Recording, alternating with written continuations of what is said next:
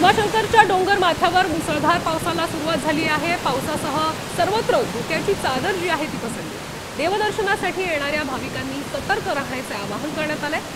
कोडवळ धबधब्याला आता पूरस्थिती निर्माण झाली असून भीमाशंकरच्या जंगल परिसरात पर्यटकांना जाण्यास बंदी घालण्यात आली आहे। भीमाशंकर परिसरातील धबधबे प्रवाहित झाल्याने पर्यटकांना आता धोकादायक ठिकाणावर जाण्यास बंदी घातली आहे।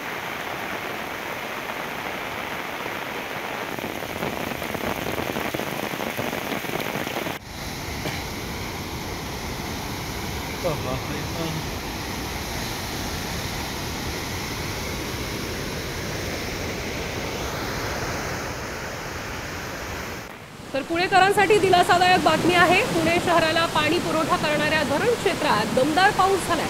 खडकवासला धरण साखळी प्रकल्पातील 4ही धरणाच्या पाणलोट क्षेत्रामध्ये गेल्या 10 ते 12 दिवसांपासून पावसाची संततधार सुरू आहे आणि यामुळे धरणातील पाणी साठ्यात किंचितही वाढ झाली आहे।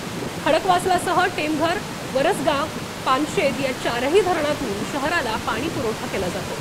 त्यामुळे धरणाच्या पाणलोट क्षेत्रात असाच पाऊस कायम राहिल्यास पुणेकरांची पाण्याची चिंता मिटणार आहे।